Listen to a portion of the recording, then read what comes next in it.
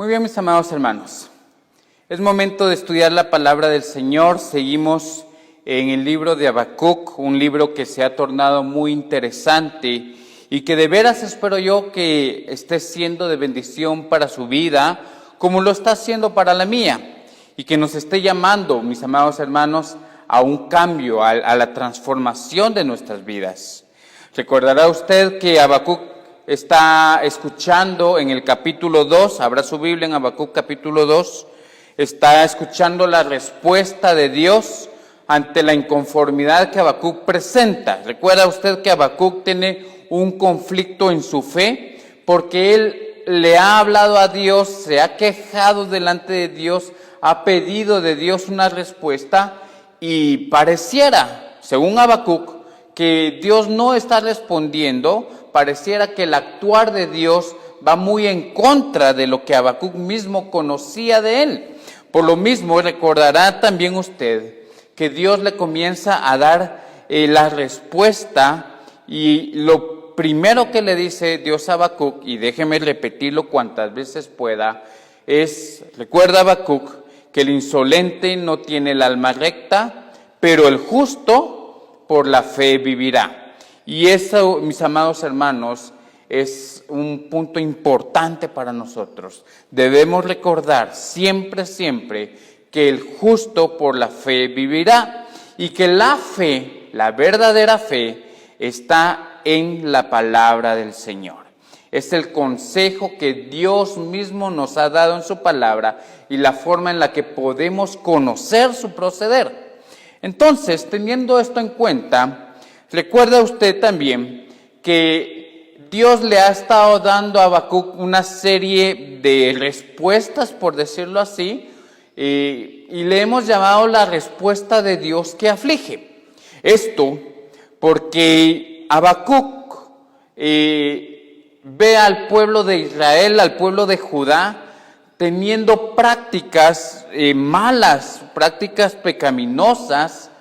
Y tal parece, mis amados hermanos, que el castigo que viene de los babilonios ha hecho que muchos judíos se mezclen con los babilonios y tengan las mismas prácticas. Entonces Dios le está diciendo a Habacuc: mira, los babilonios se portan así y van a tener su castigo. No te preocupes. Pero Judá también está teniendo las prácticas de los babilonios y van a tener su castigo. A eso le hemos llamado la respuesta de Dios que aflige. Y hemos visto ya cuatro hay, ¿verdad? 4 hay, que es un juicio que Dios ha declarado, ¿verdad? Cuya sentencia ya está dictada. Cuando le dice: ay de ti, mira, por haberte portado mal, ay de ti. Por haber hecho ganancias deshonestas, ay de ti, le está diciendo Dios. Por haber llevado una vida codiciosa, ay de ti, ¿verdad? Por haber vivido la inmoralidad sexual, ay de ti. O sea, te va a ir duro, te va a caer castigo, ¿sí? Eso es lo que significa. Ya vimos 4 hay que están en el capítulo 2 y nos falta un hay. El día de hoy voy a cambiar el tema de la predicación. El tema no va a ser la respuesta de Dios que aflige, sino agarrándonos del 5º hay y del final de la respuesta de Dios, vamos a llamarle a este sermón una respuesta para nuestra fe. Oiga esto, una respuesta para nuestra fe. Si usted apunta este pasaje, va a ser muy importante que lo apunte. Una respuesta de Dios para nuestra fe. Y entonces entramos en el 5º ay, que se registra en el capítulo 2, versículos 18 y 19. Óigalo usted, lo voy a leer en la Nueva Versión Internacional. Dice así: ¿de qué sirve una imagen si quien la esculpe es un artesano? ¿De qué sirve un ídolo fundido si tan solo enseña mentiras? El artesano que hace ídolos que no pueden hablar solo está confiando en su propio artificio.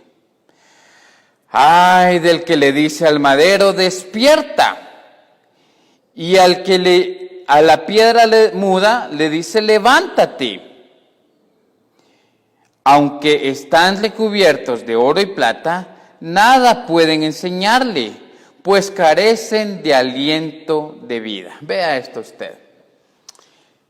Hay de aquel que adora el fruto de sus manos. Hay de aquel que idolatra sus propias capacidades. Hay una aflicción para aquel que practica la idolatría, ¿sí? Que practica la idolatría, pero déjeme decirle algo, no solo la idolatría que conocemos como tal, ¿sí? Sino también la idolatría que se da cuando hacemos algo y adoramos lo que hicimos. Cuando reconocemos cierta capacidad en nosotros y adoramos de nosotros mismos esa capacidad. El versículo 18 empieza claramente con este tipo de artesano, ¿sí? Es una paradoja, vea usted en el versículo 18, dice: ¿de qué sirve una imagen si quien la esculpe es un artesano?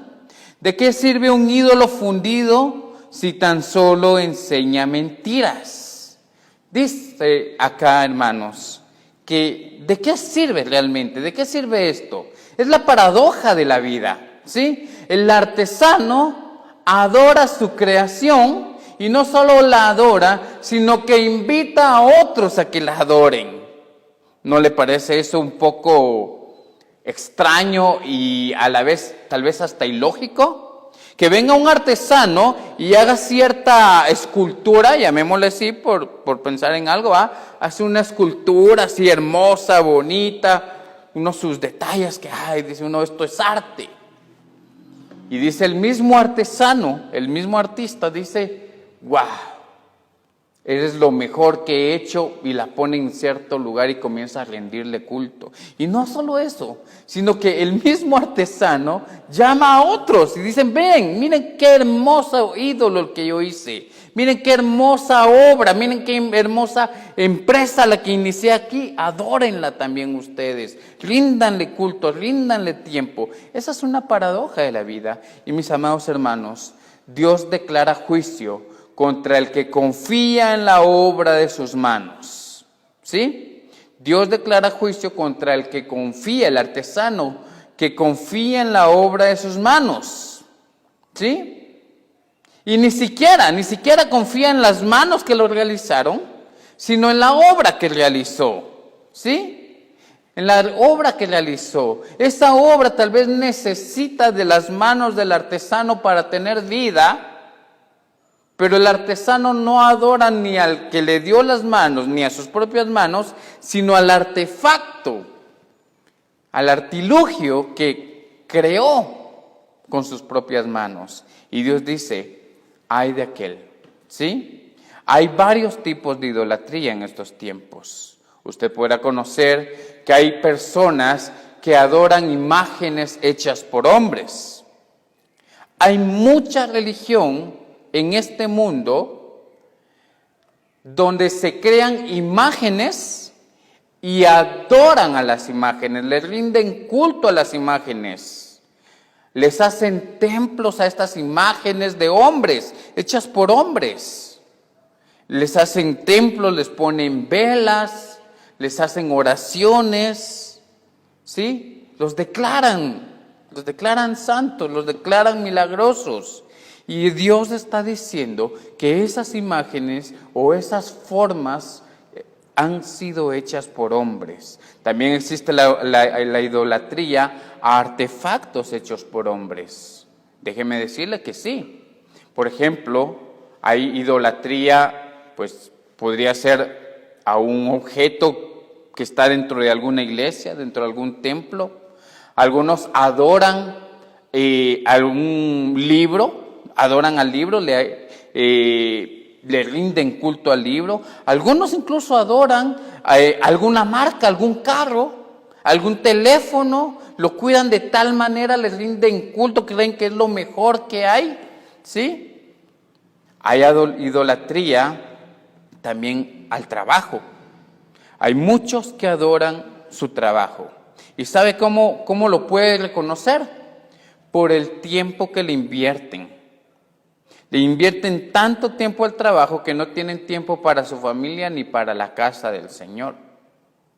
Y si tienen que hacer algo como trabajar, pues tienen que decidir entre la familia o la casa de Dios, y son capaces de dejar cualquiera de estas cosas por amor a su trabajo, porque le adoran, porque invierten en él. Hay personas que tienen adoración a su familia, ¿sí? Hay personas que admiran mucho a aquel hijo, que adoran a aquella hija, que admiran mucho y los ponen como ejemplo y confían en aquel primo, en aquella tía, en el abuelo. Miren, hay personas que no se les puede decir nada en contra de sus papás o de sus abuelos, porque hay de aquel que con ciega locura se les ocurra decir algo en contra de ellos.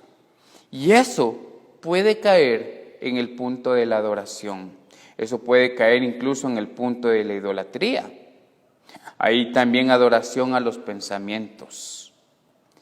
Tal vez es una de las corrientes más fuertes que Babilonia dejó. La adoración al pensamiento. A vivir de acuerdo a lo que yo pienso. Vivir de acuerdo a lo que yo creo. Vivir de acuerdo a lo que tal persona, aquel pensador o aquel no sé, aquel artista o incluso aquel siervo piensa, y viven muy de acuerdo a lo que ellos piensan o lo que uno mismo piensa. Y eso, mis amados hermanos, también es idolatría, también es adoración falsa y desviada, porque nosotros sabemos que nuestra adoración y nuestro estilo de vida no debe ser guiado por pensamiento de hombre o pensamiento propio, sino por lo que nos enseña la palabra de Dios, que es la fe. Así es. Y hay de aquel, dice la palabra del Señor, que adora esto. Hay muchos tipos de idolatría que reemplazan el conocimiento bíblico y la comunión con el Señor. Así es, usted tiene que ver si algunas de estas cosas son capaces de reemplazar el tiempo y la comunión con el Señor, porque a eso se le llama idolatría. Y dice en el versículo 18 que ¿de qué sirve realmente esto? ¿De qué sirve una imagen hecha por algún hombre? ¿Sí? ¿De qué sirve un ídolo fundido que no va a enseñar nada, que no va a hacer nada? El artesano que hace ídolos que no pueden hablar, solo está confiando, dice acá, en su propio artificio. No está confiando en nada más que en ese objeto que él creó. Imagínense qué frágil puede estar la fe de muchos al confiar en estas cosas. Versículo 19 dice entonces: ay del que le dice al madero, despierta, y a la piedra muda, levántate. ¿Sí? Vea eso. Ay de aquel. Ay de aquel significa pobre, esa persona que se desvió, ¿sí? Que se confundió, que estaba tan asombrada de lo que hizo, que adoró al motivo de su asombro. Y incluso hasta le dio vida. Hasta consideró que ese artefacto tenía poderes, aunque él mismo lo haya hecho. Y hay de este que le habla. Dice que estas personas, estos idólatras, les hablan a sus artefactos. Les hablan, y no solo les hablan, no solo les dicen despierta, sino también les piden cosas. A mí me llama mucho la atención. No dejo de olvidar, no logro olvidar, y tal vez no quiero olvidar una experiencia cuando fui a visitar una vez. Usted sabe, uno de patojo, pues curioso, queriendo ver qué hay. Nos fuimos a meter a este templo de Mashimón, San Simón, acá en Tzapa. Y me llamó tanto la atención una pared, miren, llena de placas de gente que que le agradecía a Mashimón por algún milagro que él haya hecho. Y yo me acerqué y vi también el muñeco de Mashimón y dije, este es un muñeco hecho por algún otro bolo, es un muñeco de un bolo hecho por algún otro bolo. Pero la gente le habla, la gente le pide cosas, ¿sí? La gente le adora. La gente hace sacrificios en su propio cuerpo con tal de que éste les haga un milagro, ¿cree usted? Y dice el Señor que hay de aquel que le habla, hay de aquel que le pide cosas, que le dice levántate.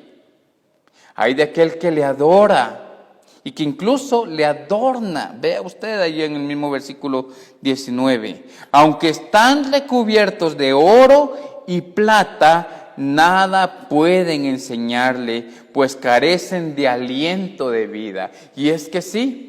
Muchas veces a estas imágenes hechas por hombres y que adornan grandes y hermosos templos, las adornan con vestidos lujosos, vestidos que incluso yo considero que nadie en esta tierra se vestiría de esa manera, de manera normal, al menos no una persona normal, se vestiría como se visten esas imágenes, así es, pero las adornan, dice acá, las adornan y les rinden su tiempo, les rinden su dinero, les rinden su fe.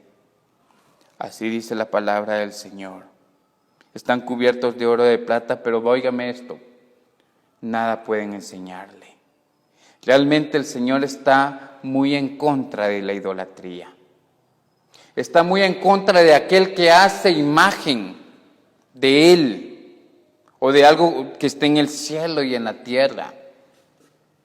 Está muy en contra de eso. Y les piden milagros, pero no logran nada. ¿Y sabe por qué no logran nada? Porque no tienen aliento. Porque no tienen aliento de vida, porque el único que da aliento de vida es Dios y se lo dio a su creación, no a los objetos. Es importante entender entonces que hay un juicio para aquellos. Déjeme recordarle que este sistema religioso aún sigue vigente hoy en día y que habrá un juicio final contra la Babilonia religiosa. Acuérdese usted de Apocalipsis, ¿sí? Y todos los seguidores que adoptaron ese estilo de vida religioso de la Babilonia, también van a recibir su merecido en el juicio final. Por eso nosotros nos debemos alejar de cualquier práctica religiosa. Y no estoy hablando solamente de esas imágenes, mis amados hermanos. No solamente estoy hablando de esos artefactos a los que les ponen velas. Estoy hablando de cualquier otro objeto que se ha convertido motivo de nuestra adoración. Aquel celular, como le decía, aquel vehículo, aquel trabajo, aquella cuenta monetaria, aquel dinero, aquella cantidad de dinero, aquel familiar, todo eso debemos tener cuidado de que no reemplacen el lugar de Dios, porque hay de ellos. ¿Sí? Dice que el que hace esto, el que adora este tipo de cosas, no vale nada. Eso dice el Señor. Esa persona no vale nada. Y usted me dirá, qué duro, ¿por qué dice eso? No lo digo yo, lo dice la palabra del Señor, Isaías 44:9. Si usted ve en Isaías 44:9, búsquelo. Dice así: los que fabrican ídolos no valen nada. ¿Quiénes? Los que fabrican ídolos no valen nada. Inútiles son sus obras más preciadas. Para su propia vergüenza, sus propios testigos no ven ni conocen. Y creó su imagen, creó su motivo de adoración, pero eso, dice acá, ni eso vale nada, ni el que lo creó vale nada, y eso, que es lo que puede dar testimonio de que yo lo hice, no ve ni conoce. dice la palabra del Señor. Por su parte, Jeremías 2:27 dice, oiga esto, Jeremías 2:27, a un trozo de madera le dicen, tú eres mi padre, y a una piedra le repiten, tú me has dado a luz. Me han vuelto la espalda, no me quieren dar la cara, pero les llegará, oiga esto, pero les llegará la desgracia y me dicen, levántate y sálvanos. Vea qué terrible es la idolatría, qué hay tan terrible para la idolatría.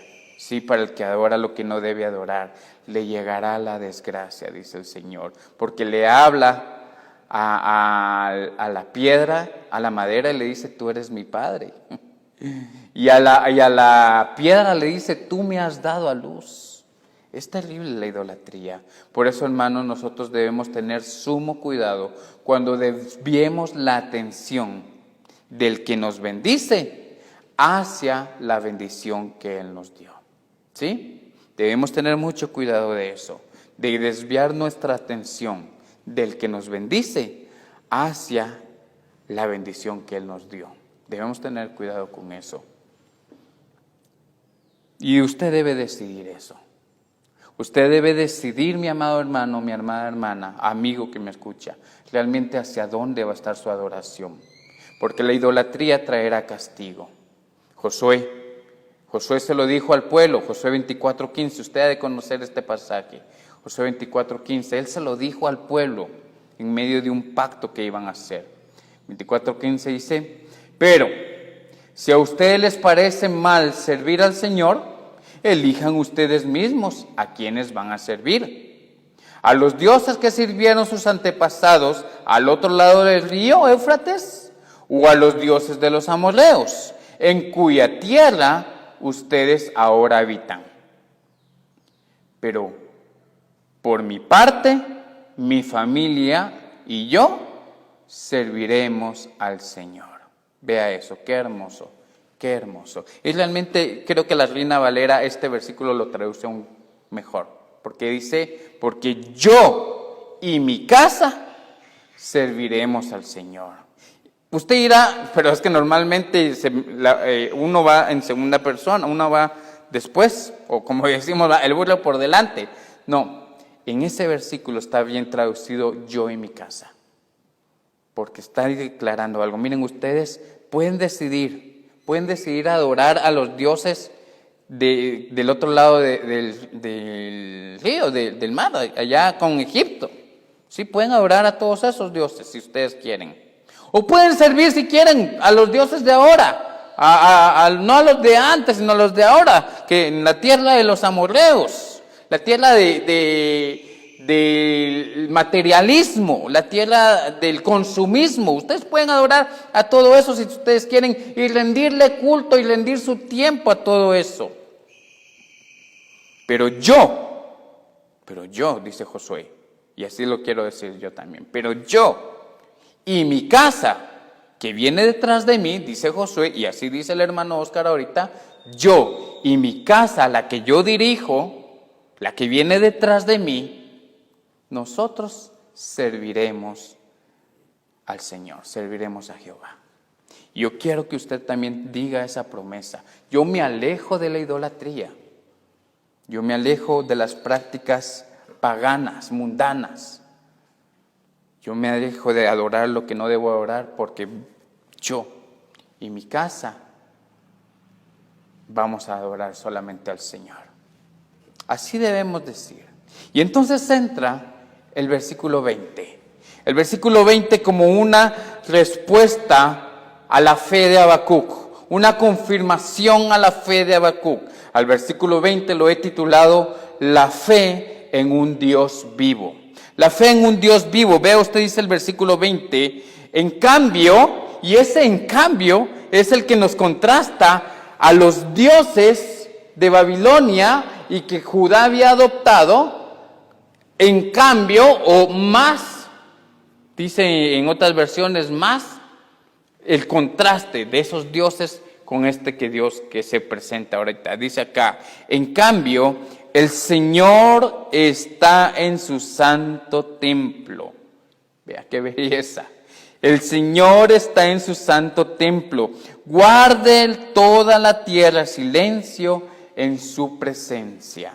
Y Dios le muestra en este versículo a Habacuc la diferencia que hay entre los dioses falsos que los babilonios les han presentado y él mismo.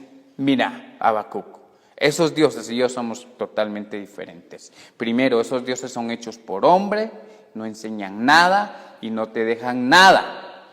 Yo también estoy, pero estoy en mi santo templo y a mí nadie me creó. Es más, yo te creé a ti. Primera enseñanza. Hermanos, Dios le deja una lección importante a Habacuc respecto a la fe y respecto a la verdadera adoración. Lo primero que yo quiero rescatarle en esto es esto. Dios es accesible. ¿Sí? Dios es accesible. Dice acá en el versículo 20, en cambio, el Señor está ¿en dónde? En su santo templo. ¿Sí? Y esto nos enseña la accesibilidad que tiene un Dios vivo a la inaccesibilidad que tienen los dioses muertos, los dioses creados por hombre. ¿Sí? Cuando dice acá su santo templo, está usando el hebreo Eikal. Y Eikal hace una referencia, óigame esto, al cielo y el trono celestial desde el cual gobierna el Señor. Está diciendo el Señor que Él está en su santo templo y Eikal, su santo templo, Eikal, es el cielo, el lugar donde el Señor gobierna.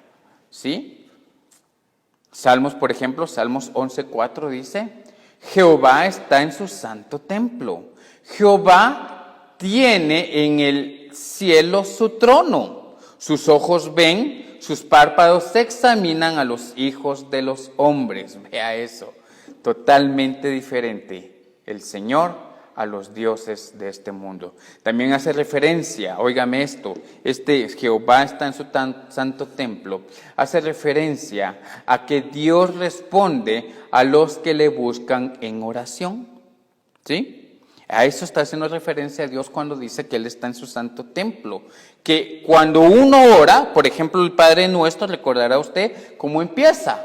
Padre Nuestro que estás en los cielos, así lo dijo Jesús mismo, declarando que el reino del Señor está en los cielos y que donde Él estuviera o haciendo esta oración, o nosotros haciendo la oración y refiriéndonos a Dios en los cielos, tenemos acceso a Él.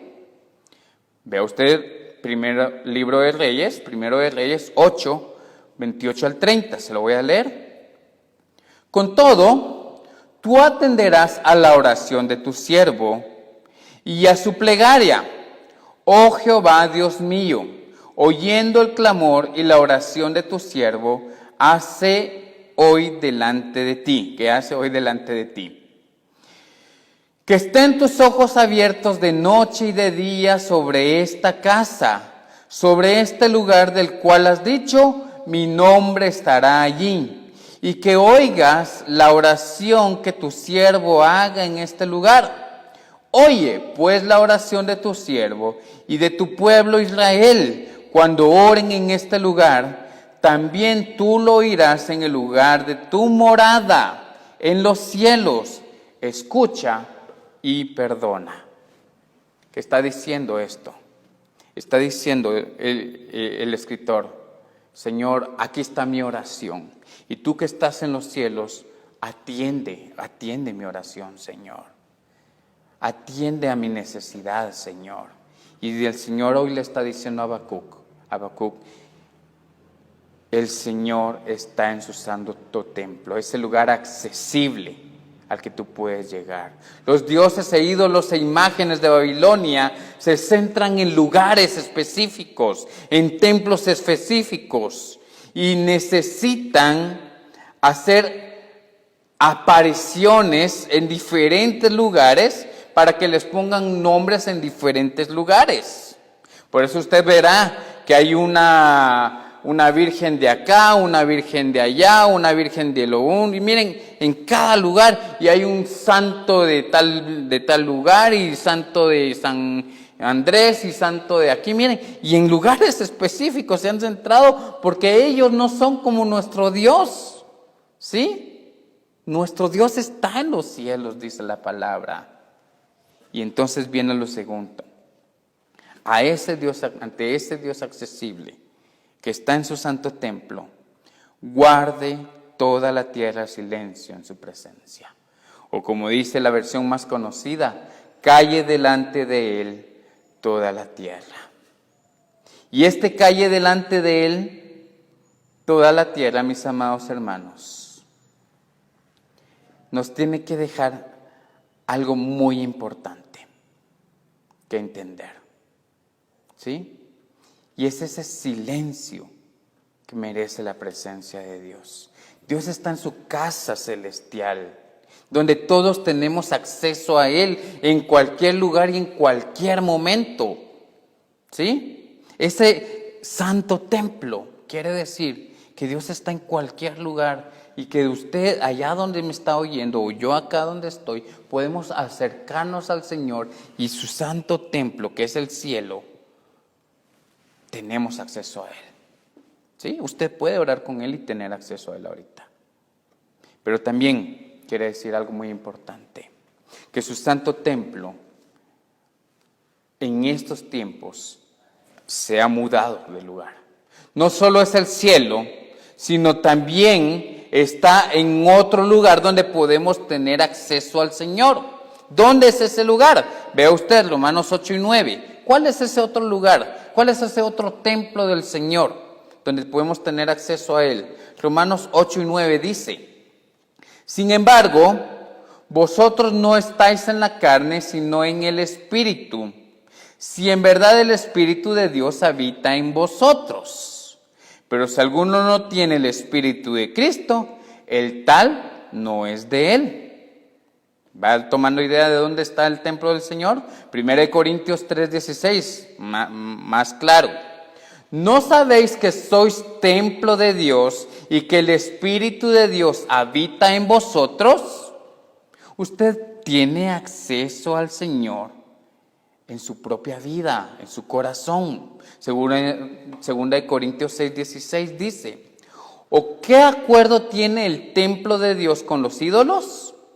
Porque nosotros somos el templo del Dios vivo, como Dios dijo: habitaré en ellos y andaré entre ellos y seré su Dios y ellos serán mi pueblo. Mis amados hermanos, la casa del Señor es nuestro propio cuerpo y así es de accesible nuestro Señor. Está con nosotros, habita en nosotros. Tenemos comunión con Él por medio de su Espíritu que habita con nosotros. Y este cuerpo es su templo. Y no es un templo hecho por hombres, es un templo hecho por Él mismo. Así de accesible es el Señor. Por eso debemos aprender a guardar silencio en su presencia. ¿Sí? ¿Qué significa esto de guardar silencio entonces? Calle delante de Él toda la tierra, le dice Dios a Habacuc. ¿Qué significa eso? Quiero dejarle al menos unas 2 pautas de esto. Silencio. ¿Qué significa hacer silencio delante del Señor? Silencio es respetar su presencia. ¿Sí? Óigame esto, respetar su presencia. Yo recuerdo cuando era estudiante que de repente estábamos con los compañeros en la clase, en el salón de clases, haciendo bulla, pero de repente entraba el maestro, el licenciado, el profe, quien entrara, ¿verdad? O el director. Y cuando entraba, había una regla. Antes de la universidad, todos se callaban, se ponían de pie y los saludaban. Buenos días, ¿verdad? Así decíamos, buenos días, maestro Longaniza, ¿verdad? Y en la universidad ya no. Ya en la universidad ya no nos parábamos, pero si entraba el licenciado, era de, bueno, sentémonos dentro del licenciado. Y hacíamos silencio, ¿sí? ¿Por qué? Porque era una figura de autoridad que merecía nuestro respeto. Así también el estar delante de un presidente o de un rey, hay ciertos protocolos que la persona debe seguir para poder estar delante de estas personas de autoridad. Y una de ellas es saber cuándo hablar y cuándo callar. ¿Cuánto más, mis amados hermanos, si estamos en la presencia del Señor, debemos aprender a guardar el silencio correcto, el silencio adecuado? Si el Señor está en su santo templo, que no solo se refiere a un espacio físico como la iglesia, sino el lugar donde nosotros andemos o en nuestro propio corazón, si el Señor está ahí, debemos aprender a tener el respeto adecuado que Él merece. ¿Sí? La presencia del Señor exige silencio. Silencio en el culto, mis hermanos. Silencio en la oración. Silencio en la alabanza.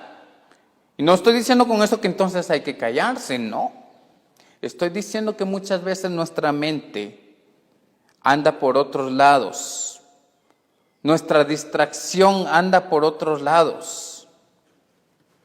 Y no estamos concentrados en que Dios está presente. Cuando iniciamos el culto, invocamos el nombre del Señor. ¿Recuerda usted? Y el invocar el nombre del Señor significa que Él está acá y que merece ese silencio de parte de nosotros, ese respeto. Isaías 52:15 lo dice así: muchas naciones se asombrarán de Él, los reyes callarán al verlo. Pues si uno se calla delante de un rey, pero los reyes se callarán al verlo porque verán algo que nunca les fue contado y entenderán algo que jamás habían oído. Porque el Rey de Reyes se ha hecho presente, hasta los reyes de la tierra guardarán silencio. Y nosotros debemos aprender, como reyes y sacerdotes, a guardar silencio en la presencia del Señor. Nuestro silencio, hermanos, debe ser santo ante el Señor.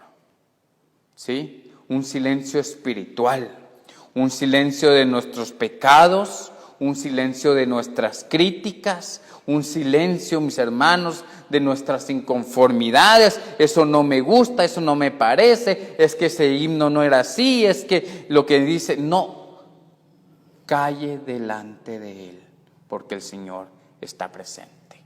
Eso dice el Señor. Zacarías 2:13 lo dice de esta manera: calle toda carne delante del Señor, porque Él se ha levantado de su santa morada. El Señor se puso de pie y todos tienen que hacer silencio. Y ese calle es una orden. No es si usted quiere, no es si usted considera. Ese calle es un imperativo, es una orden que el Señor da. Silencio es respetar su presencia. Silencio es poner atención a su palabra. ¿Sí? Silencio es poner atención a su palabra. Lo segundo que le quiero dejar es esto. Estábamos todos sentados en la clase, ¿verdad? Y al estar todos sentados en la clase, el maestro se ponía a impartir su clase. ¿Qué debíamos hacer los demás? Pues poner atención, ¿sí? Teníamos que poner atención porque si no perdíamos la clase. Y peor si al maestro se le ocurría decir, bueno, no están poniendo atención, vamos a hacer lo siguiente: punto visto, punto dado. Y todos nos asustamos. Yo nunca entendía qué significaba eso, pero como veía que todos se asustaban, pues dije, bueno, ha de ser algo malo, también me asusto con los demás. ¿Sí? En la clase habían unos que se sentaban hasta atrás, ¿sí? Y los que se sentaban hasta atrás, a veces yo me sentaba hasta atrás, era porque tenían otras cosas que hacer. Tenían que terminar tareas a última hora, o tenían que chatear, no sé, ¿verdad? Tenían que, no sé, ¿Cuántas cosas tenían que estar haciendo? ¿Va? Tenían que hacer tareas, tenían que chatear, tenían sueños, se querían dormir, querían platicar entre ellos. Los que se sentaban hasta atrás, ¿verdad? Sabían que ellos no los iban a tomar mucho en cuenta en la clase. Pero también estaban los que se sentaban hasta adelante. Algunas veces también me senté hasta adelante, principalmente cuando me costaba la clase. Y los que se sentaban adelante eran los que iban a poner atención, eran los que iban a estar en silencio. Y era incluso, óigame esto, los que se iban a quejar de que allá atrás había mucha bulla. ¿Sí? ¿Qué importancia hay en esto, mis hermanos? Que cuando el Señor nos enseña su palabra, es importante que nosotros seamos como los que están sentados hasta adelante. No pensando en que en cualquier momento me salgo, por eso me siento atrás. No pensando en que aquí si suena mi teléfono nadie lo oye, puedo chatear. No pensando, óigame esto, no pensando en que si mi hijo llora, entonces yo me puedo levantar y lo puedo atender, ¿verdad? No, dice el Señor, calle delante de Él toda la tierra, es decir, voy a hablar, pongan atención, no interrumpan la palabra del Señor, ¿sí? Cuando Dios nos va a hablar, es importante que nosotros pongamos atención y que eliminemos toda distracción de nosotros. Salmo 76, versículo 8 y 9 dice así: hiciste oír juicio desde los cielos, temió la tierra y enmudeció. Vea eso. El Señor iba a impartir juicio y la tierra no solo temió, sino se quedó callada. Bueno, el Señor va a dar juicio, el Señor va a enseñar algo y yo me quedo callado. Así dijo la tierra, y es algo que nosotros debemos aprender. El Señor está en su santo templo, el Señor accesible está en su santo templo. Hagamos silencio porque Él merece ese respeto, y hagamos silencio porque su palabra está siendo impartida y no debe haber distracción para nosotros. No debemos, hermanos, estar con nuestros teléfonos, por ejemplo. Que usted esté conectado viendo ahorita el sermón y a la vez viendo quién está conectado o qué comentarios hay por ahí. No, el Señor está dando su lección. El Señor está impartiendo su juicio. El Señor está impartiendo su palabra, está dando su esperanza, su instrucción. ¿Sí? Usted está viendo su teléfono, viendo si se oye o no se oye.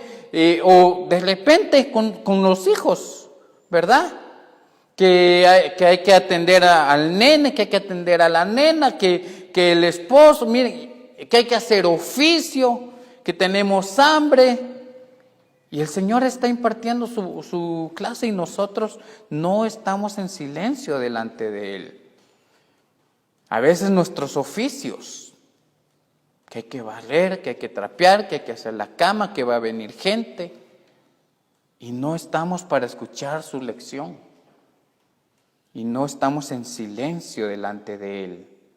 Amados hermanos, el Señor está en su santo templo y quiere fortalecer nuestra fe. Y para fortalecer nuestra fe es necesario que guardemos silencio para poder oír. Debemos recordar, mis hermanos, que la fe viene por el oír, no por el hablar.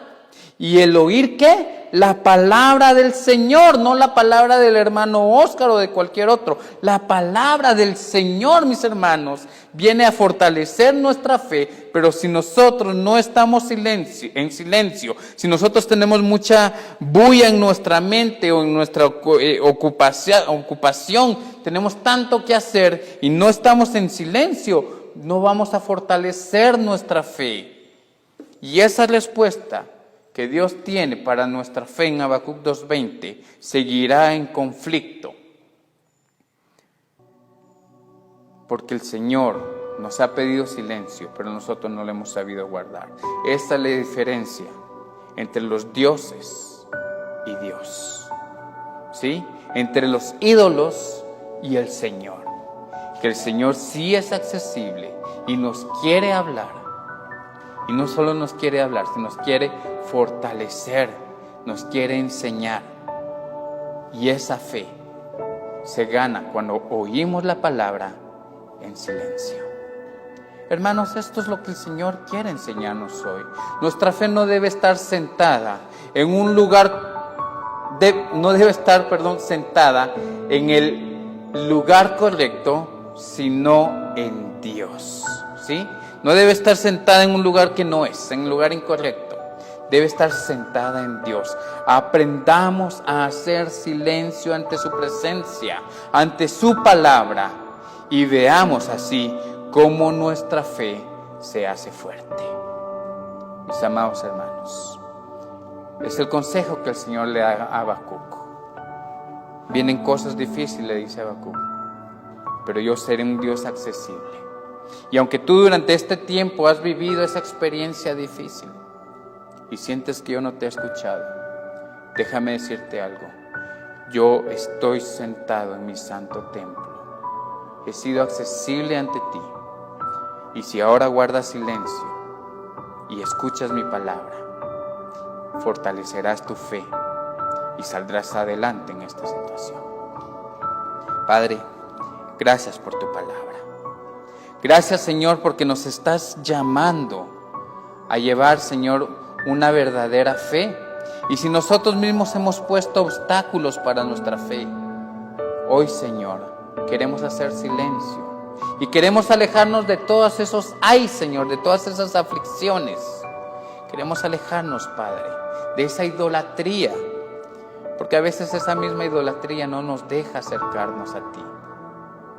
Y ayúdanos, Señor, a fortalecer la fe al escuchar tu palabra, a guardarte el respeto, Señor, en tu santo templo, y, Señor, a practicar lo que nos estás enseñando. Gracias, Señor, por tu palabra. Fortalece la fe de mis hermanos que están escuchando. También, Señor, enséñales lo que les quieres enseñar. Que esta palabra no regrese vacía, te pido, Señor, sino que así como dice el Salmo 37:7, Señor, guarda silencio ante Jehová y espera en Él. Así, Señor, pido para mis hermanos, que guardemos silencio ante ti y esperemos en ti, Señor, la respuesta mientras nuestra fe se hace fuerte. En el nombre de Jesucristo. Amén y amén.